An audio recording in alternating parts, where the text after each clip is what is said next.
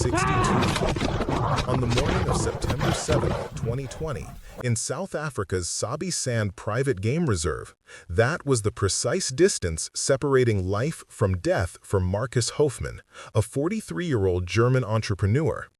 His head-mounted camera, intended to capture the serene beauty of an African sunrise for his family back home, would instead record the final, terrifying moments of his life. The footage shows a man at peace, methodically setting up a small stove to make his morning coffee, a simple act of routine in an extraordinary place. He turns his back for just a moment to the dense wall of vegetation that encircles his campsite, a place of unseen, silent danger. What happened next was not the result of prolonged recklessness, but of a single, critical miscalculation. The subsequent investigation, analyzing every frame and sound from the recovered device, would reveal how three small, seemingly innocent decisions made in the preceding minutes created the perfect conditions for a tragedy. The devastating irony is that Marcus Hofmann was the antithesis of a risk-taker. A meticulous planner who ran a successful logistics company, he had spent over a year preparing for this solo pilgrimage, studying animal behavior and survival techniques to honor a dream his late father never could. He was known for his caution, a man who followed rules and carried a laminated safety checklist in his pack. This trip was a calculated step outside his structured life, not a leap into the void. That morning, his decision to wear the camera was driven by a desire to share the experience, shifting his mindset from one of constant vigilance to one of documentation. This subtle change in focus, combined with the profound tranquility of the dawn, created a fatal illusion of safety. Where are you watching this from? Let us know in the comments below. And if you value these stories, please subscribe to our channel and like this video. To understand how such a prepared man met this end, we must go back 12 hours, to the night before, when the animal that would kill him made a successful hunt just paces from where he slept. Marcus Hofmann was a man who built his life on order and predictability. At 43, the Munich-based entrepreneur successfully managed the logistics company his family had built, a world of timetables, spreadsheets, and calculated risks. Yet beneath the surface of this material success, there was a profound sense of yearning. He felt a deep disconnect from the natural world, a longing he inherited from his father, an amateur photographer who had spent his life dreaming of an African safari he would never take. Marcus's decision to travel alone to South Africa was not a whim, but a meticulously planned pilgrimage. It was a mission to connect with his father's unfulfilled dream and to step outside the comfortable yet confining structure of his own life.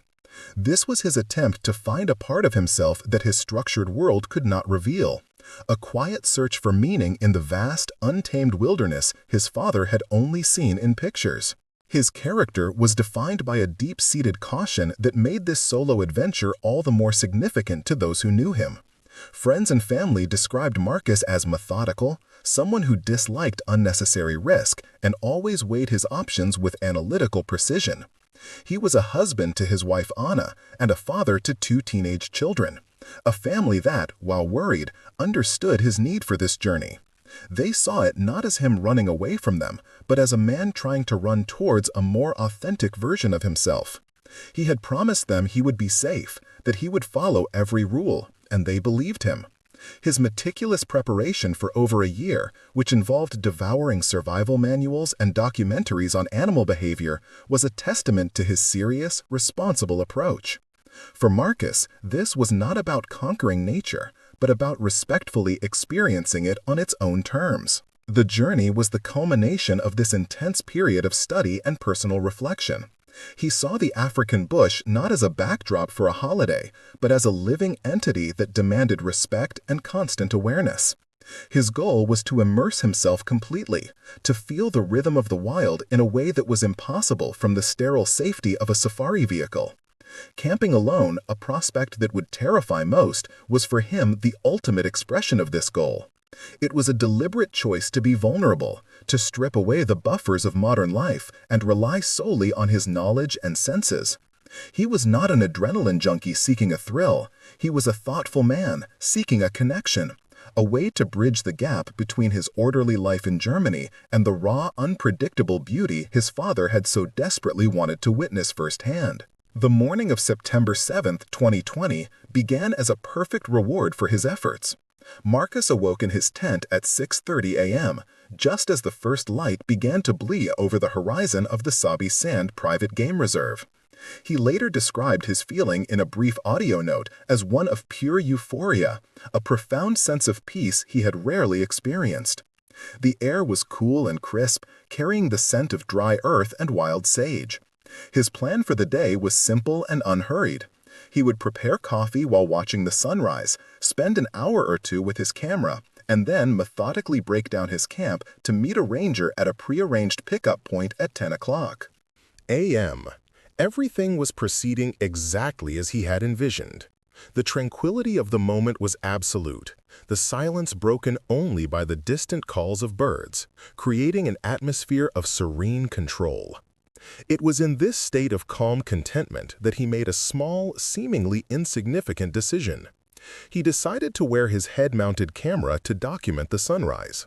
This was not his usual practice, but he was struck by an intense desire to create a detailed video diary for his family, a way to share the magic of this specific moment with them back in Germany. At that instant, his mindset subtly shifted. He was no longer just an observer, fully present and scanning his environment for any sign of danger.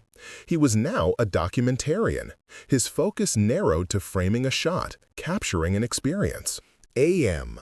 Everything was proceeding exactly as he had envisioned. The tranquility of the moment was absolute, the silence broken only by the distant calls of birds, creating an atmosphere of serene control. It was in this state of calm contentment that he made a small, seemingly insignificant decision. He decided to wear his head-mounted camera to document the sunrise. This was not his usual practice, but he was struck by an intense desire to create a detailed video diary for his family, a way to share the magic of this specific moment with them back in Germany. At that instant, his mindset subtly shifted. He was no longer just an observer, fully present and scanning his environment for any sign of danger. He was now a documentarian, his focus narrowed to framing a shot, capturing an experience. This mental transition from a state of vigilance to one of documentation was the first link in a chain of events that would prove fatal. The beauty of his surroundings had begun to act as a powerful anesthetic, dulling the edge of his carefully honed caution. The stage for this tragedy was the Sabi Sand Private Game Reserve, a vast 251-square-mile expanse of classic African savanna. Critically, the reserve shares an unfenced border with the world-renowned Kruger National Park, allowing wildlife to roam freely across a massive, contiguous ecosystem. Marcus was situated in a designated wilderness campsite, a small clearing intentionally designed for a raw, immersive experience. The clearing itself was no more than 65 feet in diameter, a tiny island of open space in a sea of wilderness. It was flanked on three sides by an exceptionally dense wall of acacia thicket and bush, a natural screen that was visually impenetrable beyond just a few feet. It offered a sense of privacy and seclusion, but it also created perfect cover for any animal wishing to remain unseen. The environmental conditions that morning only amplified the hidden danger. The ground was composed of soft, fine sand, a surface that could easily muffle the sound of approaching footsteps, whether they belonged to a man or a predator. The weather was idyllic, a cool 59 degrees Fahrenheit with no wind to carry scent or rustle the leaves, and perfect visibility across the clearing. However, this clarity did not extend into the surrounding bush, which remained a dark, unreadable mass.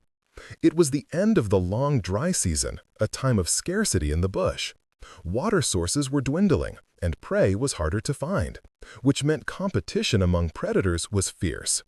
Animals were more territorial, more aggressive, and far more likely to fiercely defend any resource, especially a fresh kill, from any perceived threat.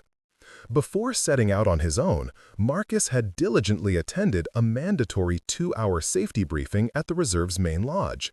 The protocols were strict and unambiguous. He was instructed to maintain a minimum distance of 330 feet from large predators, to avoid surprising animals by making subtle noises as he moved, and, most importantly, to never turn his back on dense vegetation where a threat could be concealed. The ranger leading the session had specifically highlighted the heightened risks of the dry season, explicitly warning of the danger of unknowingly approaching a solitary lioness guarding a kill. Marcus, true to his nature, had not only listened intently, but had taken detailed notes and even carried a laminated checklist of these rules in his backpack. His compliance in the preceding days had been flawless. This was not a man who disregarded expert advice. What Marcus could not know was that the ranger's hypothetical warning had become a terrifying reality during the night. An 11-year-old lioness, a solitary hunter weighing approximately 287 pounds, had successfully brought down an adult impala. Driven by the urgent need to protect her vital meal in a season of hunger, she dragged the carcass into a dense acacia thicket to conceal it from scavengers. That thicket was located just 62 feet from the edge of the clearing where Marcus was camped. The lioness was not actively hunting a human. Her behavior was entirely defensive. From her perspective, hiding with her precious food source, any large creature moving nearby was a potential rival, a threat to be neutralized. She was a wild animal acting on pure, uncompromising instinct. At 7:19 a.m., after a visual sweep of the clearing revealed nothing, Marcus stepped out of his tent and walked the 10 feet to his small folding table. It was here, in this moment of perceived safety, that he made his final fatal error. To organize his small gas stove and coffee maker, he turned his back completely to the wall of dense vegetation, the very place the protocols had identified as the greatest point of risk. For 11 seconds, his entire focus was consumed by this simple, domestic task. The quiet, metallic sound of the stove being placed on the table likely served as the final trigger for the hidden lioness, confirming her suspicion that this potential threat was moving closer to her kill. In that moment, Marcus Hoffman was a man making coffee, completely unaware that he was being watched, judged, and was just seconds away from an attack. At 7:19 a.m., the world was silent and still. For 11 seconds, Marcus Hoffman stood with his back to the wilderness, his entire being focused on the simple mechanics of preparing his morning coffee. The head-mounted camera recorded the slight movements of his hands as he arranged the small gas stove on a folding table just 10 feet from the relative safety of his tent. What he could not see, what no one could see, was the subtle shift in the dense acacia thicket 62 feet behind him. Inside that wall of green and brown, the 287-pound lioness had been watching, motionless.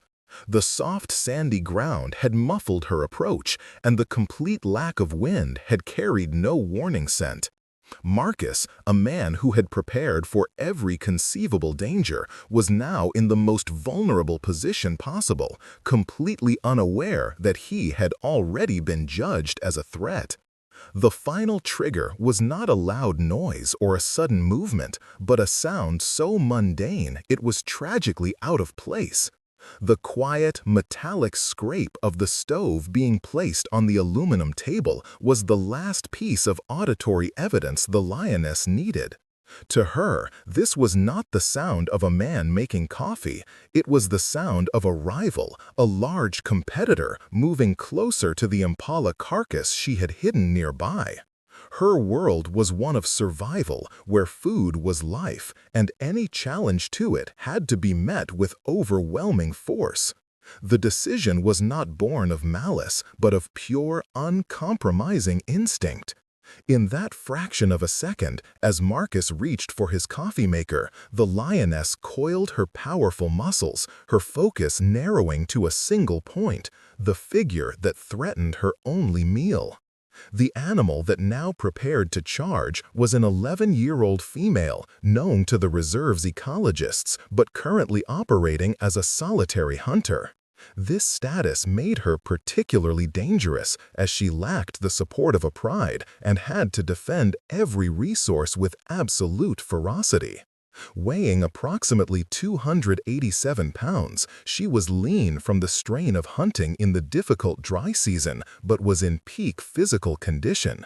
She was not a rogue or aberrant creature. She was a perfect example of her species, a highly efficient predator shaped by millennia of evolution.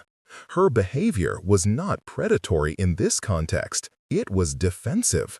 She was a mother, a survivor, driven by the most powerful instinct in nature, the protection of a vital food source against a perceived threat in a time of scarcity. The foundation for her defensive posture lay just out of sight. During the night, she had successfully hunted and killed an adult impala, a significant achievement that represented several days' worth of sustenance. To protect it from scavengers like hyenas, she had dragged the carcass deep into the same acacia thicket that bordered Marcus's campsite, a location chosen for its dense, impenetrable cover. From her perspective, Marcus was not a tourist or a human being. He was simply a large bipedal creature behaving like a scavenger, moving with intent near her hidden prize. His presence was an intolerable risk. The attack that was about to unfold was a programmed, instinctual response to neutralize a competitor before her hard-won meal could be stolen, an act of survival as natural to her as breathing. The physical capabilities of a lioness make such a defensive action devastatingly effective. An adult female can accelerate to nearly 50 miles per hour over short distances, a burst of speed that makes a human's reaction time functionally irrelevant. The force generated by a 287-pound body moving at such velocity is immense, capable of shattering bone upon impact. Her primary weapons, the canine teeth, are up to 2.5 inches long and are not designed for chewing, but for a single, precise purpose: to sever the spinal cord at the base of the neck. This is complemented with a jaw strength capable of crushing vertebrae and massive paws with claws that anchor her to a target. These are not abstract statistics. They are the biological tools that guaranteed the encounter would be fatal from the very first second of contact. At precisely 7:20:03 a.m., the attack began. The lioness exploded from the cover of the thicket, a silent, tawny blur against the morning light. She covered the 62 feet of open ground that separated her from Marcus in a staggering 2.8 seconds. The soft sand of the campsite absorbed the sound of her paws, leaving no auditory warning of the impending assault. The GoPro footage shows Marcus still focused on his task, his back turned. In the last fraction of a second, his head jerks sharply to the left, a subconscious reaction to a sound or movement he barely had time to register. There was no time to turn, no time to scream, no time to even comprehend the nature of the danger that was already upon him. The moment of recognition and the moment of impact were one and the same. The initial strike was one of overwhelming kinetic force. The lioness, weighing nearly twice as much as Marcus, hit him squarely in the lower back. The impact was so violent it threw him forward, and the head-mounted camera was torn from its elastic band. For a brief, chaotic moment, the device recorded a dizzying sequence of images: a flash of tawny fur, a glimpse of the blue sky, the spinning brown earth, and then nothing coherent. The camera flew through the air, landing on the ground 23 feet away from the point of impact. The entire event, from the moment Marcus turned his head to the camera coming to rest in the sand, lasted less than 2 seconds. He was knocked down instantly, rendered completely defenseless before the attack had even truly begun. Immediately following the impact, the lioness executed the killing bite with lethal precision. As Marcus fell, she lunged for the nape of his neck, her jaws closing with immense pressure. This action, honed by countless hunts, is designed to be instantly fatal. The medical analysis would later confirm that her canines caused a catastrophic fracture of the cervical vertebrae and completely severed the spinal cord. Death was virtually instantaneous, a matter of neurological finality before his body even fully hit the ground. There was no struggle, no prolonged suffering. The brutal efficiency of the predator ensured that Marcus Hoffman's life ended in a single, devastating moment, a testament to the unforgiving nature of the wild he had come to admire. Though Marcus was already immediately following the impact, the lioness executed the killing bite with lethal precision. As Marcus fell, she lunged for the nape of his neck, her jaws closing with immense pressure. This action, honed by countless hunts, is designed to be instantly fatal. The medical analysis would later confirm that her canines caused a catastrophic fracture of the cervical vertebrae and completely severed the spinal cord. Death was virtually instantaneous, a matter of neurological finality before his body even fully hit the ground. There was no struggle, no prolonged suffering. The brutal efficiency of the predator ensured that Marcus Hoffman's life ended in a single, devastating moment, a testament to the unforgiving nature of the wild he had come to admire. Though Marcus was already gone, the lioness's defensive instinct continued to drive her actions. The full attack, from initial impact to the moment she disengaged, lasted a total of 38 seconds.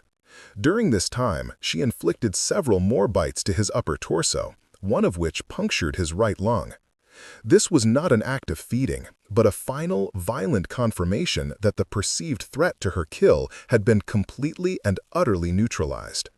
The footage from the GoPro, now lying in the sand, captured none of these final moments visually.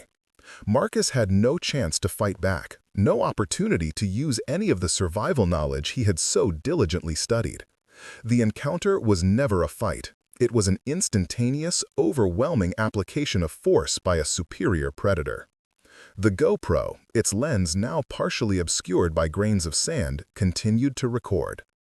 After capturing 5 seconds of the chaotic, tumbling imagery of the initial impact, it settled into a fixed, partial view of the campsite. Its microphone, however, remained fully functional, becoming a passive, chilling witness to the aftermath. For the next 4 minutes, it recorded the only sounds of the event: the low, guttural growls of the lioness, the disturbing sound of fabric tearing, and then, gradually, a return to an almost complete and profound silence.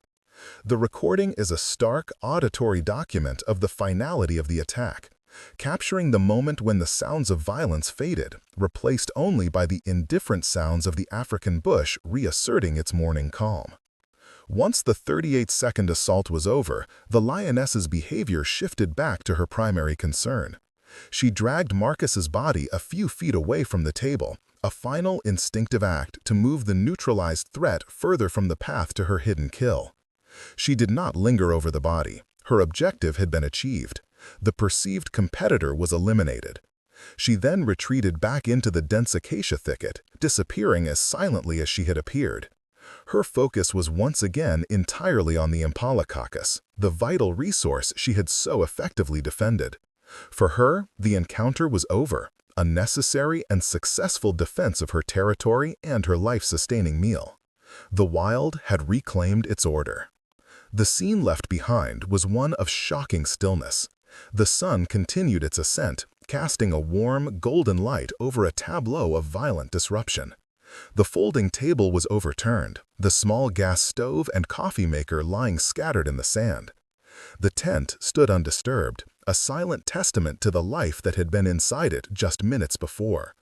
Marcus's body lay still near the center of the clearing. The birdsong, which had been silenced by the sudden violence, slowly began to return, creating a surreal soundtrack to the silent tragedy. The GoPro camera, forgotten in the sand, continued to record, its small red light blinking, a tiny technological witness to a primal event. The profound peace Marcus had felt just moments earlier had been replaced by a profound and permanent silence. The first indication that anything was wrong came an hour later, at 8:30 a.m. It was the time for Marcus's scheduled morning radio check. At the reserve's main lodge, a ranger named David keyed his microphone and called out Marcus's designation. The only response was static. He waited, assuming a minor equipment issue or that Marcus was simply preoccupied. He tried again at 8:45 a.m., his call echoing out into the vastness of the reserve, again with no reply. 2 missed calls was the trigger for official concern. While not yet a full-blown emergency, it was a deviation from the strict protocol that a man as meticulous as Marcus was known to follow. A quiet sense of unease began to settle over the communications room.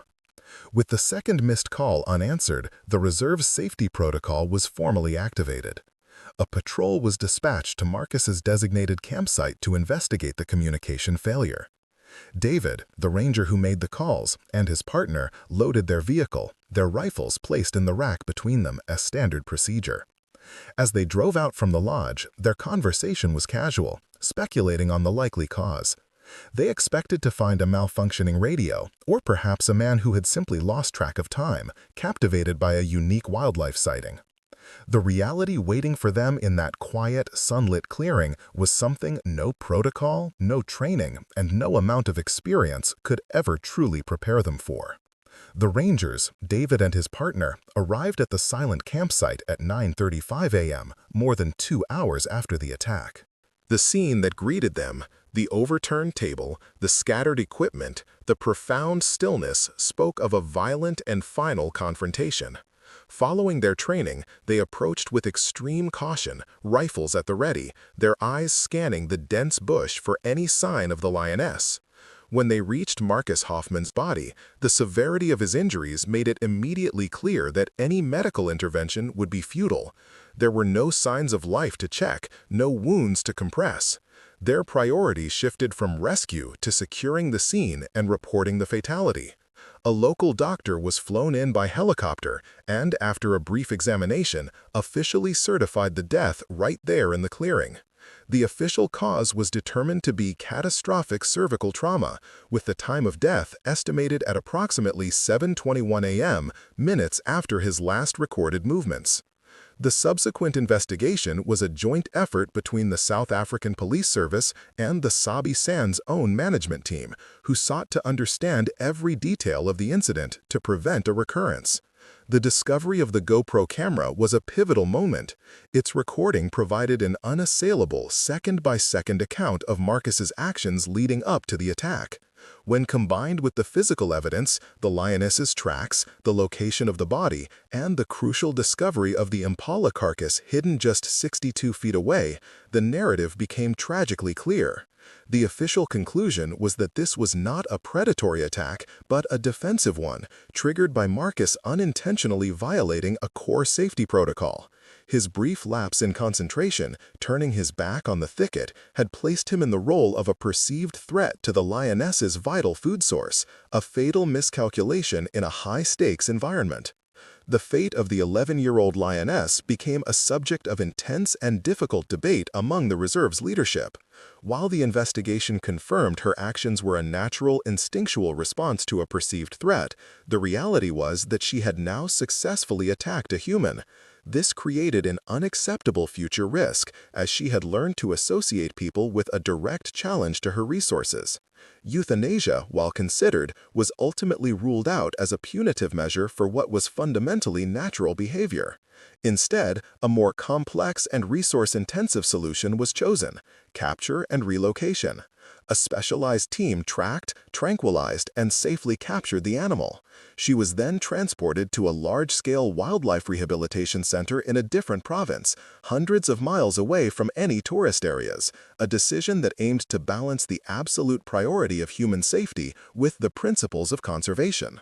The news was delivered to Marcus's wife, Anna, and their children through the German consulate, a devastating blow that shattered their world. In the depths of their grief, the Hoffman family demonstrated remarkable strength and foresight. After reviewing the full investigation report and understanding the precise chain of events, they made a decision that would become a cornerstone of Marcus's legacy. They authorized the Sabi Sand Reserve to use the audio and a detailed transcript from the GoPro recording for educational purposes. Their only conditions were that the graphic visual footage never be released, and that the materials be used exclusively for the training of guides and visitors. Their hope was that their husband and father's tragic final moments could serve as a powerful, visceral lesson that might prevent another family from experiencing the same unimaginable loss, transforming their pain into a protective shield for others.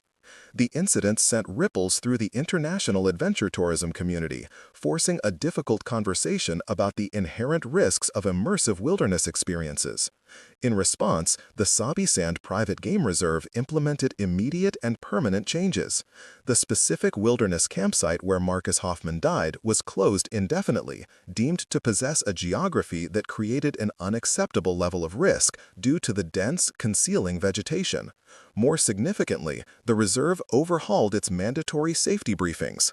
The training now places a much stronger emphasis on the psychology of risk, specifically addressing the danger of sensory complacency, the tendency for the profound beauty and tranquility of the bush to lull visitors into a false sense of security.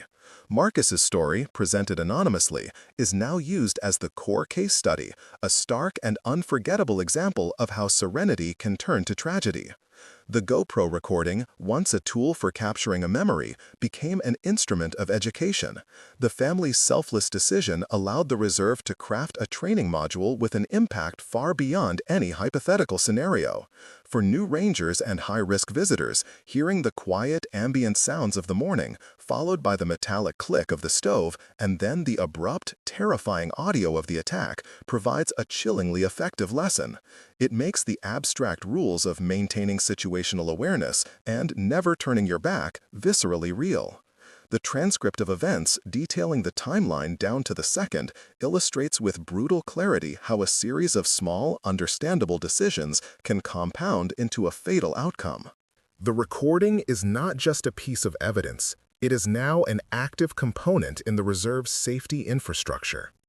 To ensure his memory would be tied to positive change, Marcus's family established the Hoffman Foundation for Wildlife Coexistence.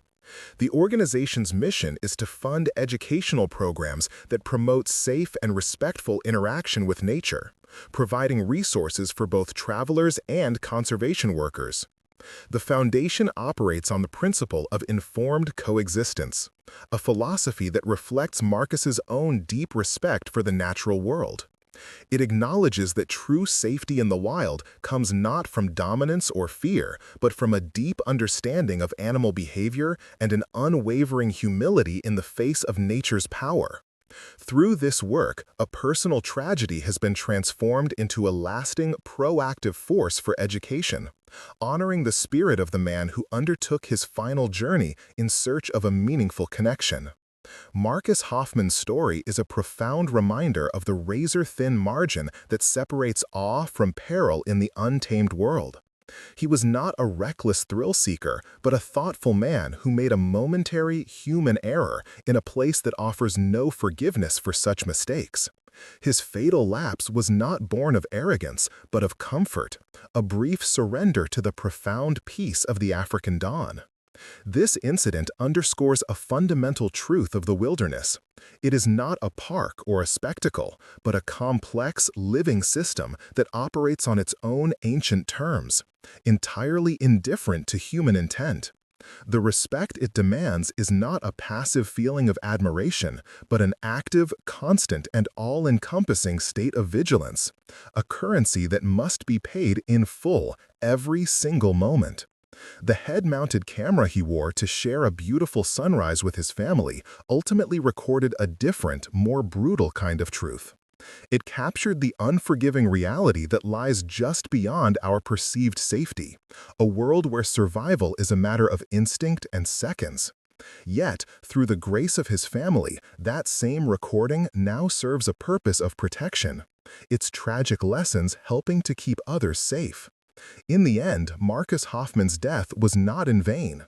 His legacy preserved not just in the memory of those who loved him, but in the heightened awareness of every visitor who now benefits from the hard-won knowledge his final moments provided. If this story has resonated with you, please show your support by liking this video.